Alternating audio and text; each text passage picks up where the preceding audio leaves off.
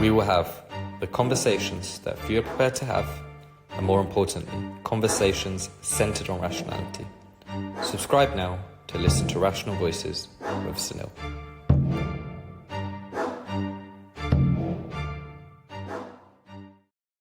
Excited today to have General Robert Spalding, somebody who I've had multiple conversations with in the past. For the listeners who aren't aware of who you are and what you've done, it'd be great to just get a quick intro from yourself. Yeah, thank you. I had a long career in the Air Force. I was a B-2 pilot. Spent a long time in China as an Olmsted scholar. I was a senior defense official and defense attaché to China in Beijing. I got there in December of 2016.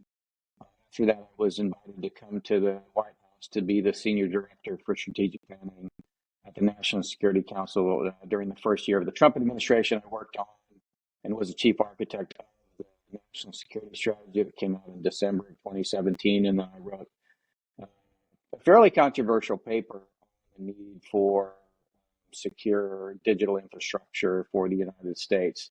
I retired.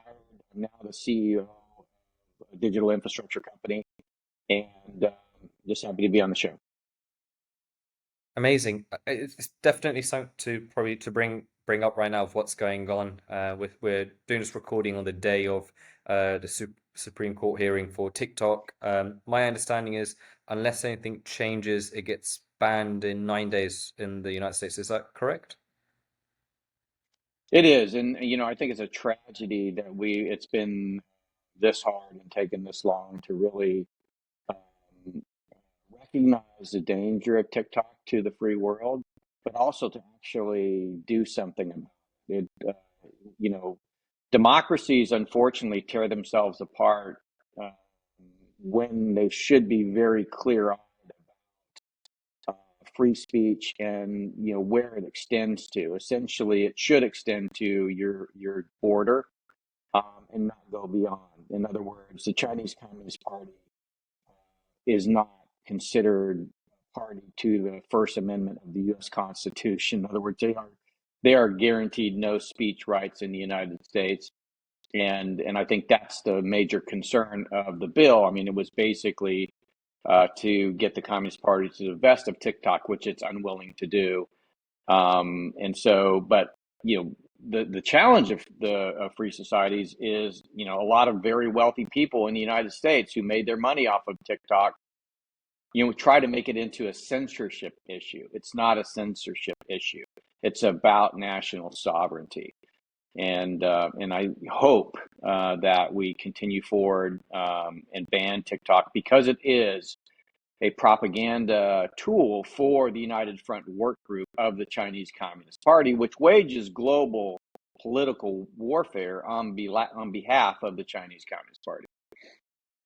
There's two things I want to touch on there. One on the censorship. I know from following you and our previous conversations that you're not somebody who is remotely has communist kind of values or principles.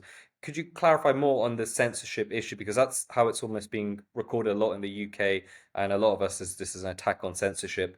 And then the second point in relation to TikTok, why is TikTok such a threat? Well, what's for a lot of people listening, younger people, they will just use it on of the social casual level. Why is TikTok a threat to somebody who goes on there, posts very trivial things, searches, scrolls on it? Why is it a threat? Well, first of all, TikTok is portrayed as a private company that's operating in the United States where free speech prevails, and therefore taking it offline is an act of censorship, and that's not the case at all.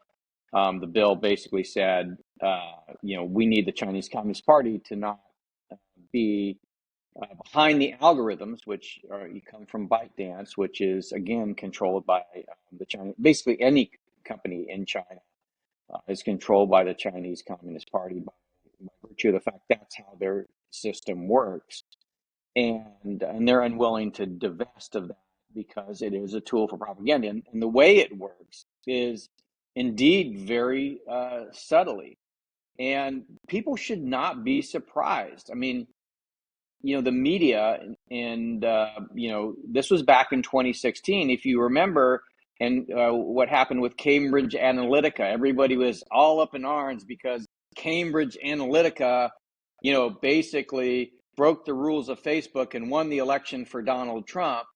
Well, if you can believe that Cambridge Analytica could be a problem in the 2016 election, and that TikTok and ByteDance is controlled by the Chinese Communist Party, then you can imagine what the Chinese Communist Party might be doing, using that platform for. Now, there's Mike Gallagher on the when he was on the committee for the Chinese Communist Party, mentioned the NCRI report that actually investigated and at TikTok's request, what the platform was actually doing. What they found the platform doing was manipulating messaging in support of the Chinese Communist Party. This should not be a surprise as well, because ByteDance has been under an order to portray communism well throughout the world. So this is just common sense. When you actually look at it on its face, it is using the platform to influence our children. And if you want more proof of this, how about that TikTok is banned in China, and the Chinese version Douyin is only allowed for youngsters to go for 40 minutes. They're limited to 40 minutes. Then the topics are curated by the Chinese Communist Party within China. So if you kind of survey career choices for the Douyin listeners versus TikTok listeners, Douyin is number one is I want to be an astronaut. TikTok is I want to be a social media influencer. So if you talk about a good example of kind of, you want to go even deeper and kind of look in the strategy of the Chinese Communist Party and look in the senior leadership of the Chinese Communist Party. I'm drawing a blank on the gentleman's name. It'll come to me during the conversation. But he wrote the book America versus America in Chinese, 美国对美国, which basically talked about the moral decay and decline of the United States. And it's Wang Huning. Wang Huning is the guy that wrote it. He happens to be the political brains behind Chinese political propaganda for Xi Jinping. I mean, he does all of Xi Jinping's thinking. Xi Jinping is he's an uneducated cretin, but Wang Huning is a PhD in political science, and he is the one that is in charge of, for example, repatriation of Taiwan. And you look what Taiwan's done, they've done a very good job of recognizing that the Chinese Communist Party are actively doing polarization operations within Taiwan. In other words, they're trying to peel the society apart. And if you look at American partisanship, you have to recognize that it's not just coming from within, it's coming from without. And there's this Chinese communist, and it is not just Chinese communist, it is communism. The goal first is to destroy societies by basically having them attack each other. And they have figured out very well, the Chinese Communist Party has, how to control the narrative with social media, and they're applying it both within their own country, but also outside. Now, Taiwan has figured out that if you disintermediate that with something very similar to X's community notes, then you start to get, then you can start to counteract that polarization. I would say that, though we're very late to the fight, Taiwan is the first to really recognize the power of social media for destroying free societies, and some of the they've invented a public-private system for actually counteracting that. And of course, you can imagine that they would be the first to do it. But TikTok is this tool. It's a main tool within the free world for spreading Chinese Communist Party propaganda, but it's not the only one. Facebook, X. Now, X, thankfully has brought on community notes. Now Facebook just announced they're going to have community notes, but I think we need to take another step here. Taiwan, the way they describe it is almost like a super community node, but there's an algorithm behind it. They have something like 700 nodes in their disaggregated social media, this counter polarization apparatus that actually helps get to the most, what I would say the most honest answer. So it's in essence filtering out misinformation, and I think X implementing community nodes is the first step of that. Facebook,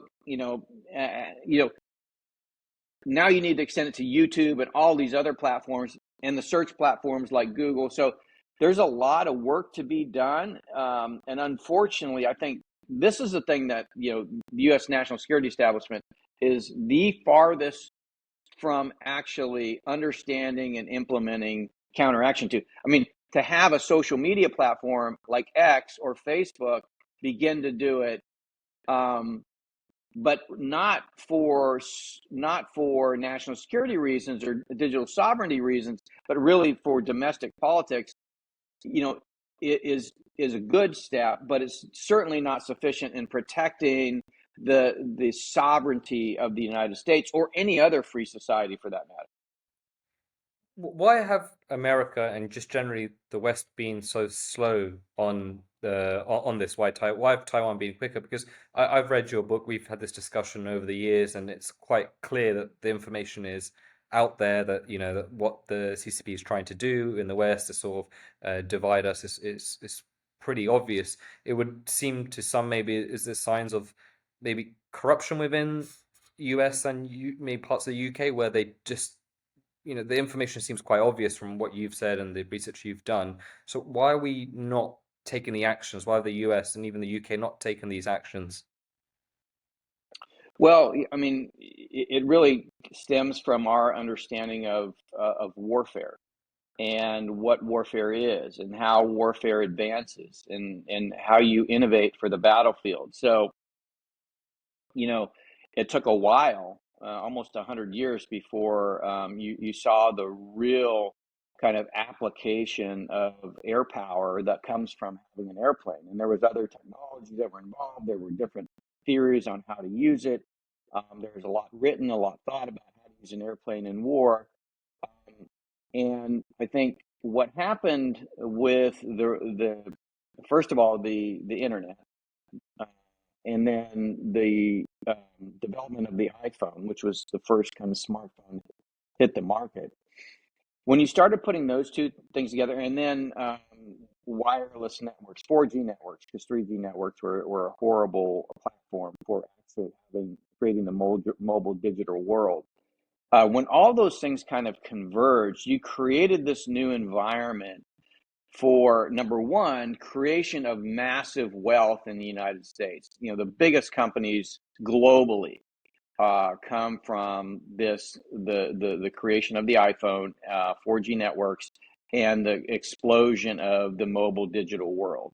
And they're still the biggest in the world, and they're the most influential economically and informationally. And I think what the Chinese Communist Party recognized before anyone, and this was before the iPhone. This is before the dot-com collapse. It was as the dot-com boom was happening in 1997. These two PLA lieutenant colonels wrote Unrestricted Warfare, which is a doctrine, I would say, for modern global political warfare. And people like me that flew bombers for a living and thought about warfare just in terms of the application of force for a political outcome, which is a standard Western definition of warfare. I didn't have a concept of political warfare because that's not what we do in the West.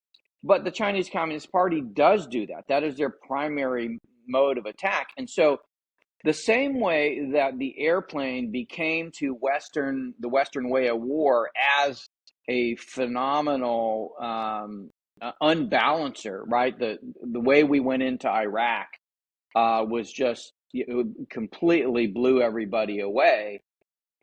It's the same thing with these tools, except now as opposed to the airplane, in the case of the internet, the mobile internet, smartphones, these platforms, social media platforms, and the like, um, those were primarily commercial um, successes way before the military was really ready to understand and accept. For example, one of the preferred methods of terrorists is to basically use those platforms and against the standard Western way that you go to war. So again, military force to achieve a political outcome. But what happens if you put a civilian in front of you and that civilian gets killed while you're being targeted because you're a terrorist? Guess what? You can film it. You can start to put it on these social media platforms. You can turn the tide of mass support against the Western way of war. What's the most recent example of that? Hamas, on their October 7th attack of Israel, basically slaughtered a bunch of people. But then when they went to when the Israelis responded, they did the standard response, which is more of a political warfare response. And then you had massive uprisings in the United States in support of Hamas. And so um, I think what the West has been very, very slow to realize is these big companies in Silicon Valley and the technologies and their economic and informational influence have been leveraged in a new way of war that counteracts the Western way of war in a way that defeats the primary strengths of Western civilization. And unfortunately, it was the authoritarians that figured this out first. And like I mentioned, thankfully we have countries like Taiwan that have been, subjected to it. And I was there in 2020 and talked to Tsai Ing-wen about this challenge. And just to look at the progress they've made in terms of counteracting it is very hopeful for the free society. But, the bottom line, they're as we think about how we might counteract this, the tendency for free societies is to, hey, we're just going to censor. We're going to censor, and then we are going to tell you our version of the truth. That will not work for a free society. And I think understanding how adversaries use these platforms and these companies as political weapons to destroy from within free societies is a absolute national security sovereignty issue that we people like me that practice warfare of the Western persuasion needs to get much better at, and then come up with appropriate responses that acknowledge the fact that we do live in a free society and free speech is a absolute pillar of our system. How do we combat that now then? Because and how have how has Biden versus Trump the difference in terms of how they see these threats? Because obviously, again, you've talked about it. It's clearly a threat. What's the, if you like, how serious did the Biden administration take this, and do you think the Trump administration will take this more serious or less? Well, I don't think we take it very seriously at all. And I think there when you look at kind of how the national security establishment works in the United States, there's a lot of thought leadership that comes within the beltway of Washington D.C. You have a lot of think tanks. Executives go in and out of various departments within the executive branch depending on their party affiliation. So they may be, an assistant secretary in the Department of Defense, and then the next party will come in, and then they'll go out and be at a think tank, and they'll write, and they'll think, and and then there's universities that support this. There are a lot of universities that have programs where people are thinking about national security, and unfortunately, what's happened is two of the major pillars, what I would call of maintaining American sovereignty, which is number one, nuclear weapons, and number two, understanding global digital influence or global digital political warfare. Neither one of them have very much in the way of thought leadership happening right now. There's few isolated professors. There's very few isolated places like Carnegie Mellon. I can talk to you about Kathleen Carley, who's been trying to ring the bell about something she calls social cybersecurity, which is really not hacking computers, but hacking brains, which is essentially what we're talking about with TikTok. And then, there's some other young, folks looking at strategic deterrence and nuclear weapons. Both are very important in preserving our sovereignty and the integrity of our free republic. The things that we tend to think about are more of the counterterrorism, precise targeting. Again, just the things that I'm talking about, the adversaries have figured out how to counteract. And when you think about it, for example, we talk about, well, we're going to do this and we're going to do that with regard to the Chinese Communist Party using conventional weapons, and there's really no thought given to the fact, well, they've got nuclear weapons, and at what point does that become nuclear war? No, we don't want to talk about that because we don't want to have to think about the implications of that. And I think with Trump, he's actually said, it's not climate change that we faced, it's nuclear war that is literally the most dangerous thing to mankind. It's getting worse because not only do we have the Russians now, the Chinese have accelerated their nuclear weapon development. So you have that on the one hand, and then on the other, we have the influence of our children through platforms like TikTok. Those are the two things that free societies should be focused on. One, to prevent war, which is what nuclear weapons, if you look at the scale of bloodshed between World War I, World War II, and anything that's come since, you're talking of order of magnitude in the decline of, even what's going on in Russia and Ukraine right now cannot be compared to the number of deaths that occurred in World War I and World War II, and even that the Russians lost, particularly in World War I. And the reason is because these big countries do not want to go to war because they've got nuclear weapons and they understand the implication of that. And so what you tend to see is these proxy battles. One is Russia, Ukraine. That's very similar to South and North Korea during the first Cold War. So we're in this Cold War. It's very similar in kind of circumstances to the first Cold War, except it has this whole global digital political warfare element that we're not prepared for. So the two pillars that I think we should be thinking about, nobody in Washington, D.C., in the national security establishments really focused on to any extent. There's no university system other than these isolated patches.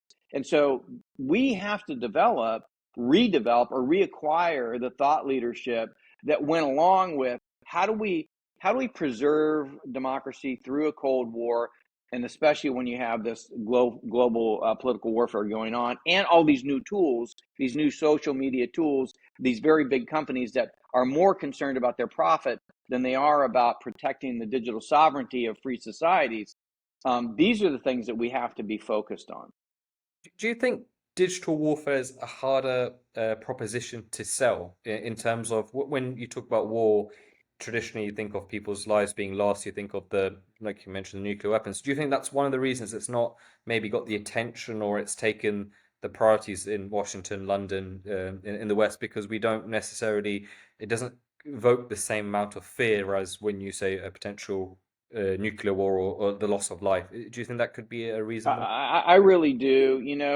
Warfare is, tends to be, have this kind of, I don't want to, hate to use the term, but I'm going to use it, macho type characterization of the type of person that goes to war, whereas somebody that can be, this digital political warfare, it could be just somebody with a keyboard and a political axe to grind. Right?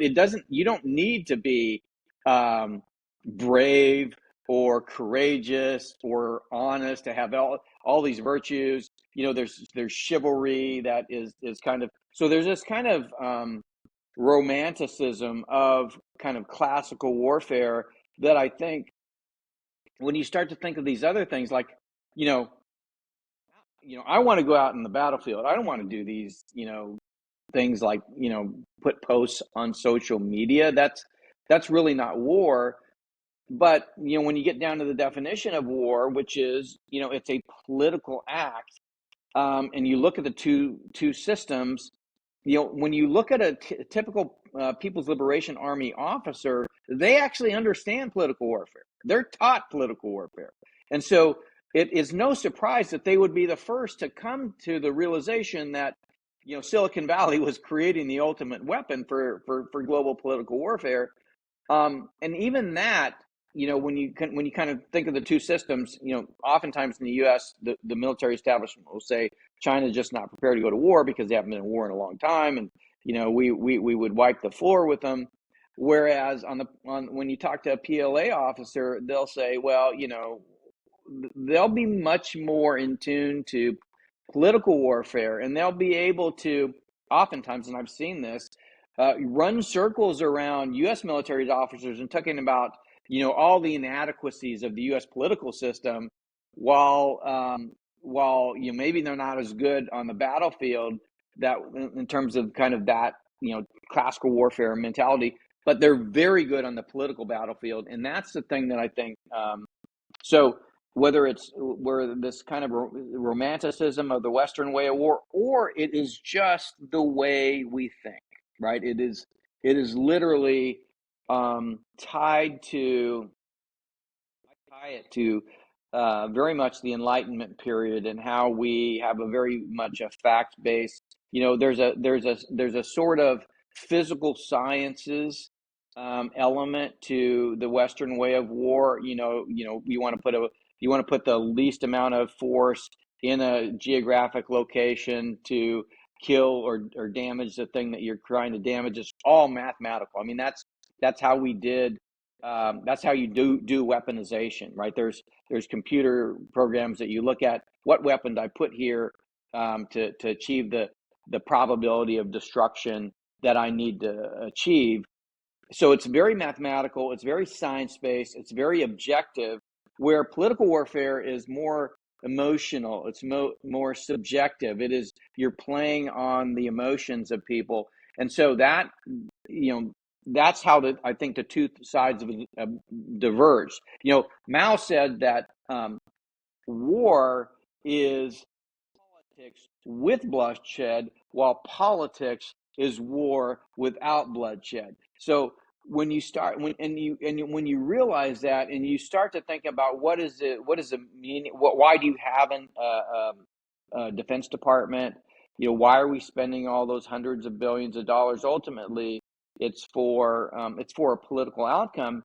And if you realize that, given the advance of society and these digital tools, and now we're in 2025, you can get to your goal with much less risk, much more affordably using these tools, then you realize that that is a component of it that we should have a long time ago began to recognize and at least pay attention to. Do you think the political warfare that you're mentioning, the emotional side, is that almost a cultural difference? I say this because I was rereading Sun Tzu's Art of War, and it's everything you're saying. It just seems, is it just culturally, like the Chinese get this better than maybe the West, maybe the Americans, where they seem to almost, a lot of the stuff you're saying seems so similar to that book, which is such an old book, and it seems very reminiscent of that. Do you think it's a cultural thing where they almost have a bit of an advantage because they've almost got this a bit more ingrained than the West? It is. And Francois Julien, I talk about this in my book. It was I think it's either Stealth War or War Without Rules. I can't remember where I wrote about it, but it's a Frenchman that basically compares and contrasts the strategic thinking, the military strategic thinking of the West versus China, and it classifies it as where the West we will have an objective. For example, we want to win this war, and we'll muster our resources and we'll go after a goal. Whereas in China, as opposed to trying to shape the world in the way they want it. What they do is they look at the trends. How are the trends evolving? And they try to shape themselves so that the trends carry them into a better future. So one is where you're trying to shape the world in more of a kind of a physical sciences sense, much more logical approach. And the other is, hey, how do I ensure that all of these things are coming to pass? How would I organize myself so that I put myself in the most advantageous position to achieve outcomes that benefit myself? One of when you look at unrestricted warfare and in my book, War Without Rules, and what you realize is this is a doctrine for global political warfare based on these emerging trends. So it is very much a cultural difference between how the two sides look at a problem and go about solving a problem. One is let's change the world, and the other is let's change ourselves and let's take advantage of those changes or the trends that we're seeing in the world. How can, if you like, the West and UK, US, wherever, how do they almost understand this better and get how do I say it? How do they combat the threat of the CCP China and what they're doing? Because when it's like we're saying a cultural difference, they've got it almost deeply ingrained and they have this massive advantage. How would the West almost be able to compete with that? Because it seems like it's almost going against their nature. Yeah, so I mean, I mean, that is the perfect question.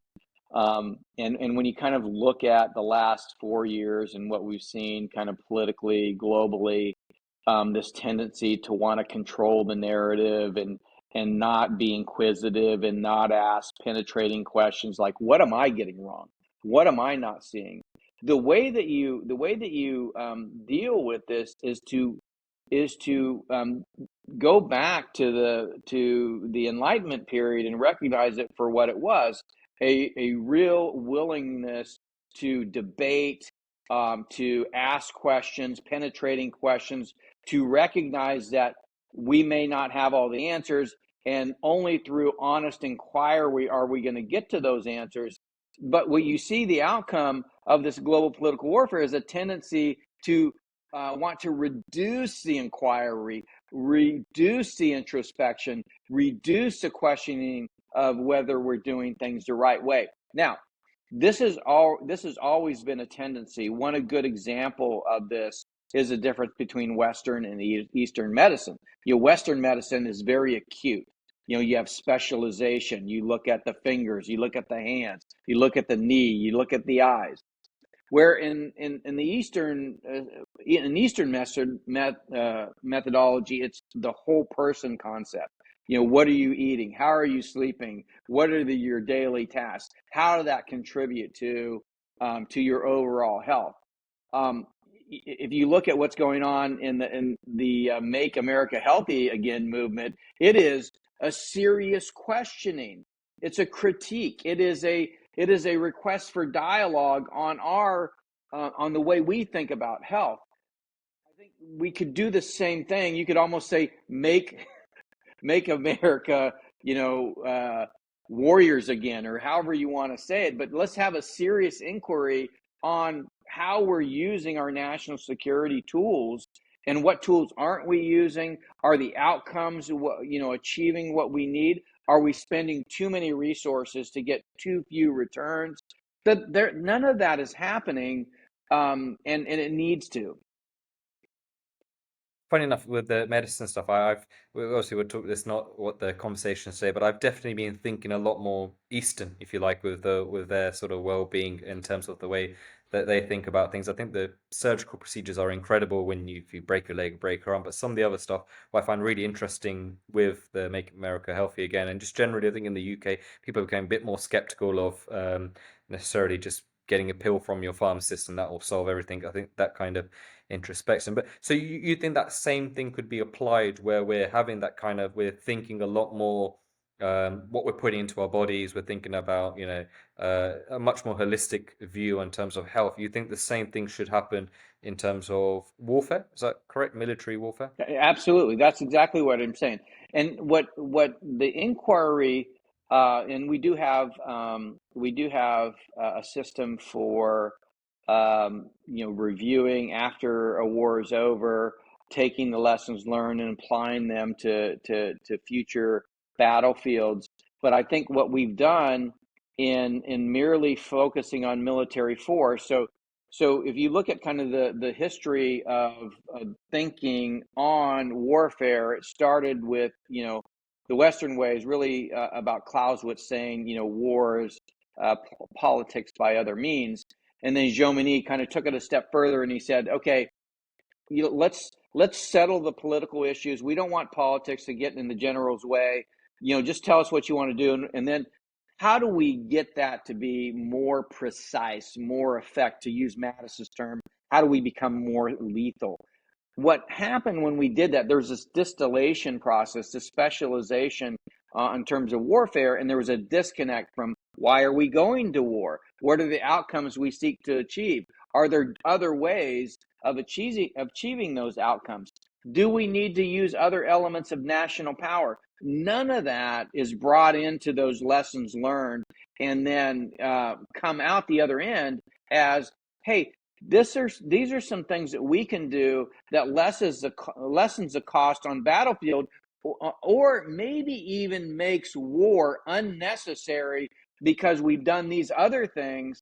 I look at what the president's already doing, the president-elect already is doing with messaging about Greenland, messaging about Canada. He's changing up the strategic narrative in ways that are absolutely making people go crazy, but they're not thinking about the implications of reordering the world where it promotes democratic societies over authoritarian regimes. All they're talking about is, oh my God, is Trump, he's doing these things that, why is he even thinking about these? Because these aren't things that we should think about. Why shouldn't we think about them?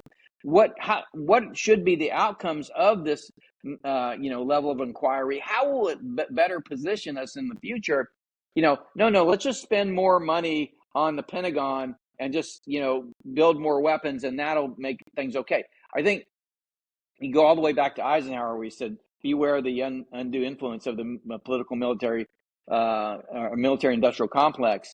John McCain added political into that, which I totally agree, because there's the money that gets funneled in that and the political influence as a result. So it's not, the president's not the first to kind of identify this as a challenge. And yes, it's something that we have to basically bring in these other elements of national power, add them to the overall equation of how do you promote the welfare, the health and welfare of your society in ways where you have to recognize that it's not just the internal domestics that you have to be concerned about. There are other countries outside that want to see the demise of our constitutional republic.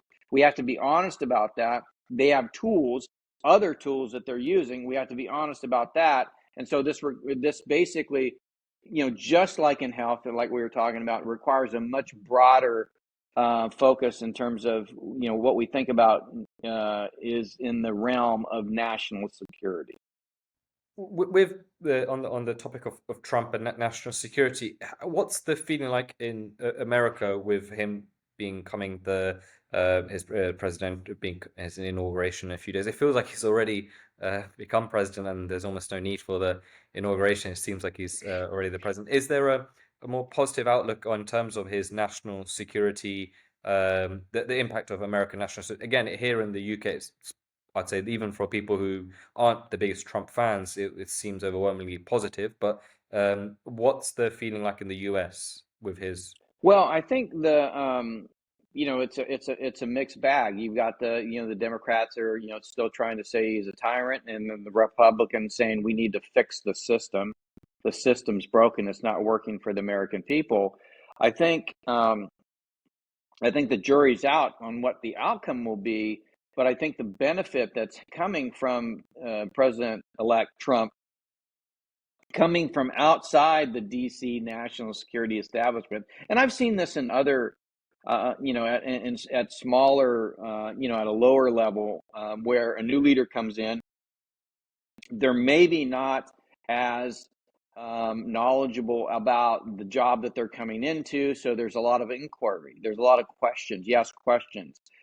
There's also different perspectives. And I think what Washington, D.C. has needed for a long time is a different perspective on how we address some of these national and global problems.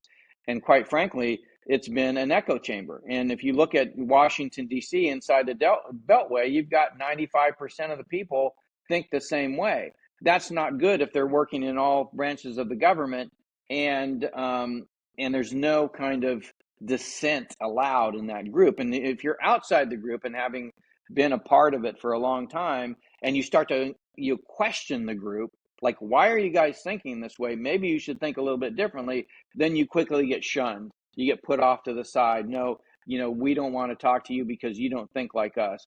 And I think that's what and then, so now he's been through one administration. He's coming into the second administration.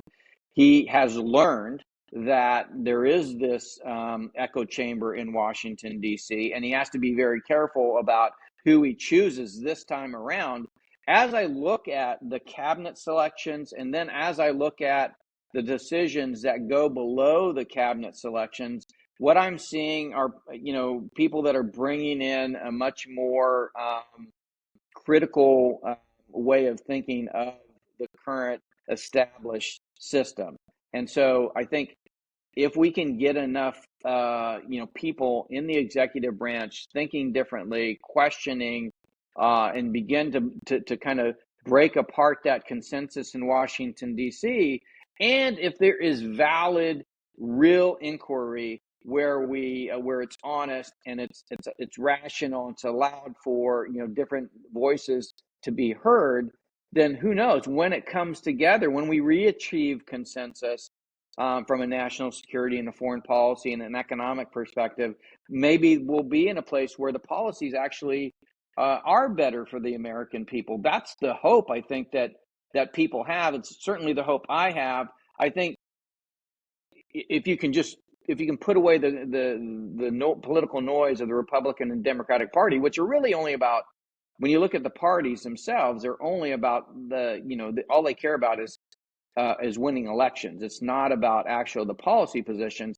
But then within those organizations, there are what's happened on the Republican side is there's a lot more people that are questioning orthodoxy, and they've been drawn because there's more and more people over here on the side of the Republican side that are willing to question orthodoxy. And then if you've been paying attention, all the real staunch conservatives that aren't willing to be persuaded that maybe they're doing the wrong things, they've actually gone over the Democratic side. So I think I'm very hopeful. We've got the legislative branch, we've got the judicial branch, we've got the executive branch that are all kind of coming from this one side that has basically, because of President-elect Trump,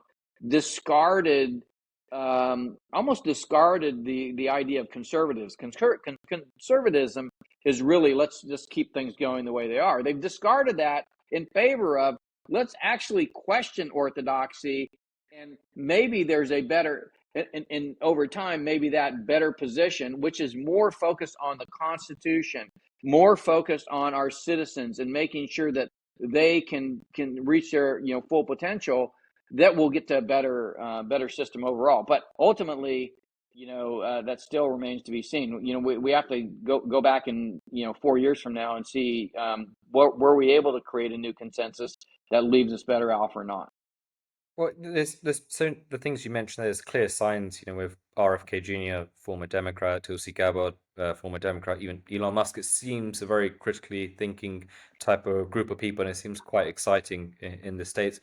Are you seeing those profile of people in the military side of things as well? So I don't know, obviously RFK is more health focused, Elon more the economic business side. Are we seeing that military industrial complex questions being asked within his administration?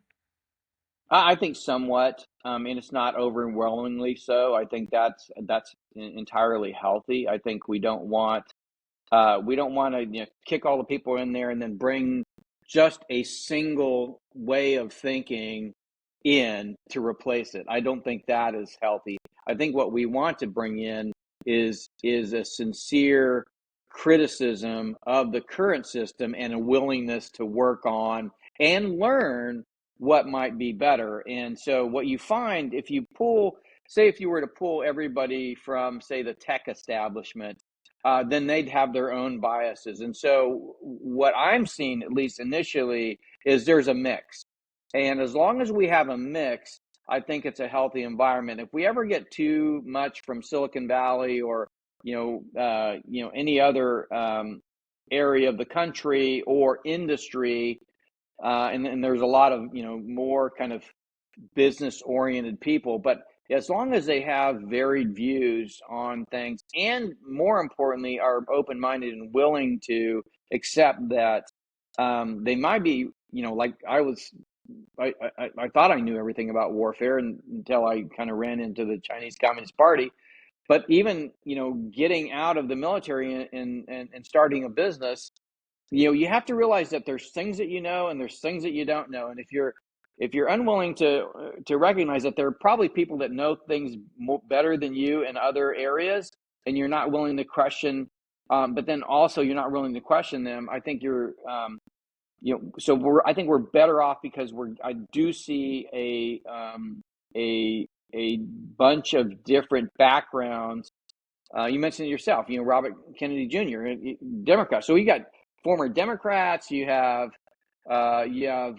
conservative people, you have libertarians, and then from all different industries, and they're not just coming from the think tanks. I mean, that's one of the great things is like K Street is like pretty much non-existent in any of the cabinet members, right? Which is not heard of. I mean, that just doesn't happen. So I am very hopeful that we're going to get the right people in there, and there's going to be constant and consistent dialogue and critique. One of the things that's will get really be interesting to get your take on is the sort of what you see in the next 4 years, if you like, the foreign threats to America and generally the West. So naturally, what we see Russia, Ukraine going on, lots of turmoil in the Middle East. What do you see with your expertise and knowledge as threats to America that you can envisage in the next few years? We've touched on digital warfare. Aside from maybe just China and that, do you see any other emerging potential threats to the West from anywhere else? Well, I mean, what I see is that we're in a Cold War, a new Cold War. I call it a digital Cold War for the reasons that I've mentioned. So we're going to see proxy wars. We've already seen Russia invade Ukraine. We're going to see China invade another country. It could be Taiwan, could be a different country. Where the free world is going, and I think what hasn't happened, particularly because China made a concerted effort to become the industrial base of the world, is that we haven't really resolved that we have to separate ourselves, and I think that's due to China's ability to kind of elite capture the corporate financial sectors of the free world and keep them, basically saying, no, we have to stay economically engaged with China without recognizing those come with costs to preserving our free societies. I think those are gonna start to peel apart. So it'll become more and more of not just a national or not just a defense or security competition. It'll be an economic competition. And so, do the free societies band together like they did during the first Cold War? That's the main question. Like, can Europe and the United States and Latin America and Africa and the Middle East and those parts of Asia that aren't authoritarian, can we all work together towards a better future in opposition to Russia, China, North Korea, Iran, Venezuela, others like of that ilk? Or will this global political warfare keep the free world fragmented? I think if it keeps us fragmented, that's the real problem. And even if we're unified around this idea that we have to maintain these economic and political connections to China, I think that'll also be so. So being essentially fractured. If the free world is fractured, that's a losing proposition against authoritarianism. Being unified, but being unified in globalist, meaning we maintain these connections to the authoritarian regimes through China. It's primarily through China. The conduit is China. We're connected to Russia, Iran, North Korea, and the others through China, and that's how those countries are continue. That's how Russia is able to continue its war with Ukraine. Is because the free world is still pumping resources in and out of China that promotes all these authoritarian regimes. So unified, globalist, fractured, the same outcome, which is the Chinese Communist Party continues to pursue digital political warfare and continues to, along with its partners, Russia, Iran, and North Korea, continues to make grounds in basically fragmenting support for democratic societies. I mean, that's essentially their goal is to reduce domestic political support for the government that is organized in such a fashion. And so that's what I see as the main strategic threat. The other threats are really the distractions that come along with all of these bad countries plugged into China economically, who's in turn plugged into the free world, is that the way the United States looks at the world is very fractured, right? We've created these regional combat commanders that are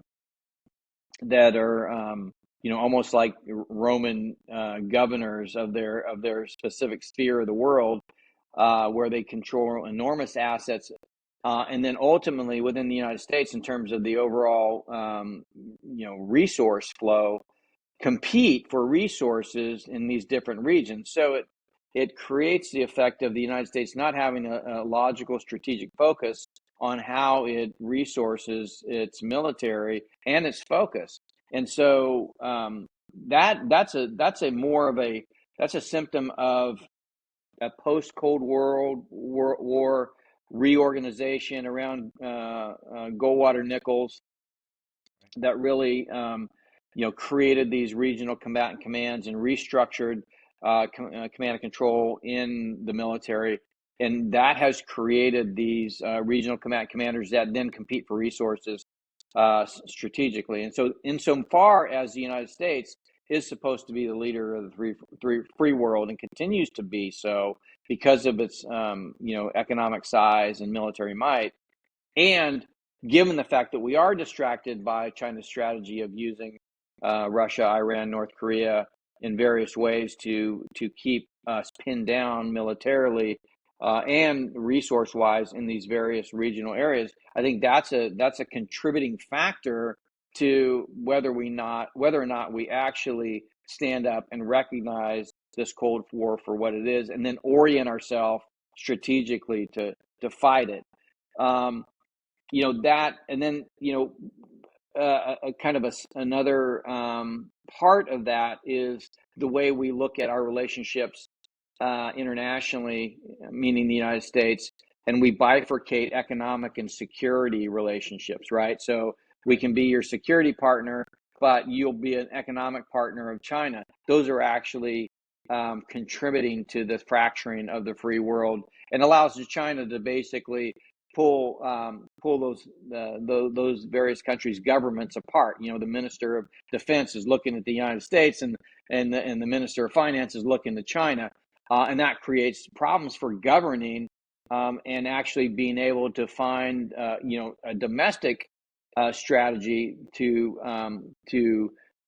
go against authoritarianism. But then that further creates fracturing of the overall international coalition that might otherwise come together. Now, during the first Cold War, we said economic and military, it goes together. In other words, you can't go and trade with the Soviet Union and have us be your military protector, because you're undermining our collective security. So you have to be an economic ally and you have to be a military ally. And if you can't be both, then you're out of. So if we can't figure that out, that is another contributing factor. So there's a lot of things that I think contribute to the preservation, because what we're talking about really, from a national security perspective, can we preserve our way of life? Can we preserve our way of government?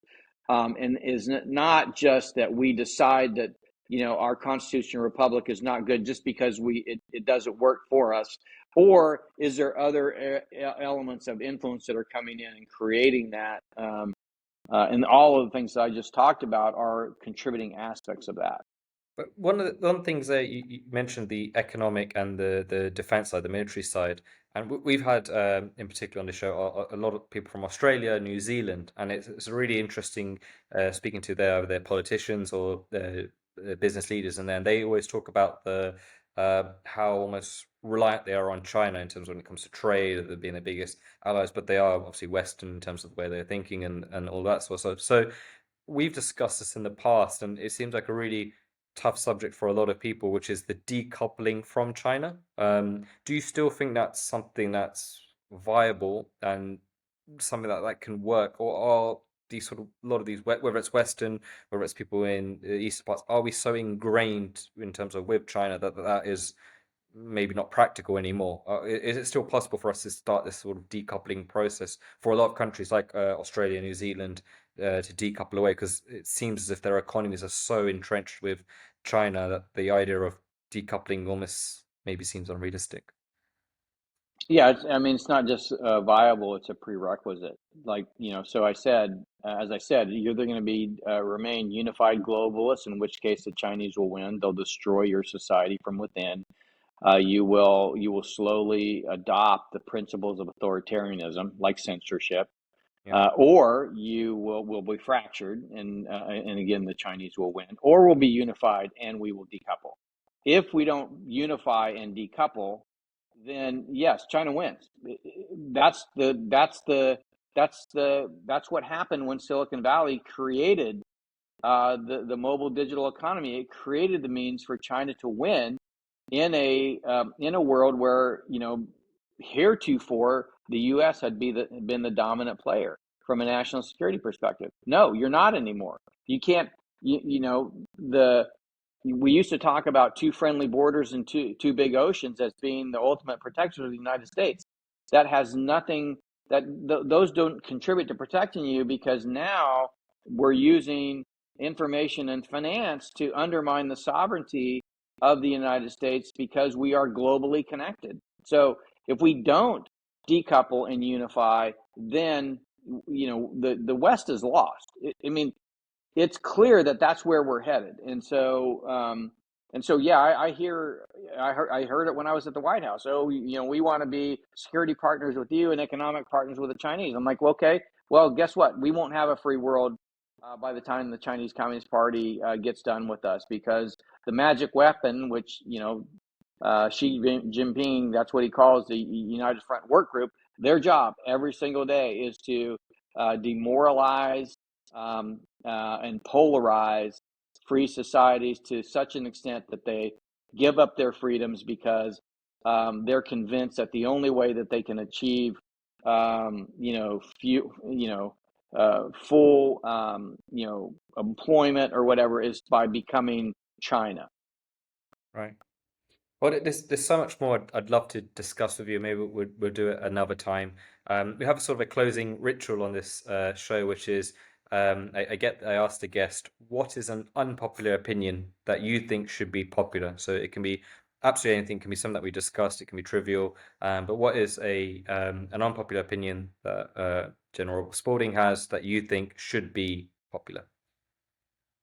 Well, I don't know if it's an unpopular opinion, but I would just say that one of the things that we've been talking about digital infrastructure, and I think what happened, at the end of the Cold War with the rise of these technologies is, an evolution of economic and social society, right? The way we've changed our behaviors. We first it was the iPhone, then the App Store. Now we've got Uber and Airbnb, and you've got Bitcoin. You've got all of these different technologies that kind of create this interplay that where it's almost society is unrecognizable from say 50 years ago, and even the youngsters as they're maturing now, this reliance on digital infrastructure for their day-to-day lives is almost a barrier to survival for them. What happens if I can't have Uber Eats and I lose my device or the infrastructure doesn't work? So number one, it is a vector for a political influence, and number two, it is a crutch. It is a crutch that once you take it away from people, there's tremendous suffering. Like you look at what's going on, the fires in Los Angeles now. You had the hurricane in western North Carolina. You've had the Colonial Pipeline attack. You had the bombing in 2020 of the Tennessee, the AT&T switching center. So we have become both kind of plugged in, but also dependent on these things. For example, in the United States, the way we warn the population that's been funded for a long time is through AM radio. We've got hardened AM radio stations where the government can get out the message that, hey, we need to take shelter, or here's where you can get services in your area. So national emergency preparedness. Nobody has an AM radio anymore, and now we are using text messages to get messages to people, and none of that infrastructure has been built to be survivable. And so I think an unpopular message may be that our digital infrastructure was built for consumer grade, when in reality it needs to be disaster grade or military grade or industrial grade. On the backs of that, the digital devices that military members are carrying are in themselves allowing the adversary to understand everything they're doing, because all that data is being collected and sold to the highest bidder. Our grids need digital infrastructure in order to bring back up the grid when it goes down, because we've automated this process of balancing the load on a national grid. There's no ability now anymore within the engineers to do that manually. They used to do it manually using walkie-talkies. So all of our, critical infrastructure requires this digital infrastructure to be secure and survivable. Then you have response. First responders. They're still using push-to-talk radios, but none of those radios talk to each other because each of the vendors have their own proprietary standards, and then none of those talk to the cellular network, again, which has not been made survivable. So when you start to look at all of these things, I think the unpopular thing is we need to create digital infrastructure that's survivable and secure. But I don't think it's unpopular. I just think quite frankly, it's been completely off everybody's radar that we become, first of all, so dependent on these systems, which are not built to survive. And number one, and number two, they are influencing us through these systems. And so I think, fixing that, making our systems more secure and survivable is, what I have focused, my time out of the military on. Amazing. It's just crazy to think that this is, like so many listeners will not understand, or especially maybe my generation younger would not understand the threats that the impact of the digital, how important digital infrastructure is. And I think even maybe businesses across the globe will not understand the impact on how important digital infrastructure is now, because it's definitely not talked about much at all. And But the one I didn't mention that's absolutely key to it also is Industry 4.0. When you look at kind of AI and manufacturing at scale, that's a part of it, right? So this idea of an industrial network also deals with how do we take these technologies and actually enable them, not just in major metropolitan areas where you've got the big cloud service providers, but also distributed throughout your society, where you have these areas of infrastructure throughout the country that actually support a very robust industrial base that is not so centralized. Centralization of anything, whether it be infrastructure or manufacturing or literally anything, is always a bad way to go about things because it's easy to attack and it's not very resilient. Wow, it's been great listening to you, Robert, and I think it'll be a massive eye opener for a lot of people. Thank you for your time. Thank you.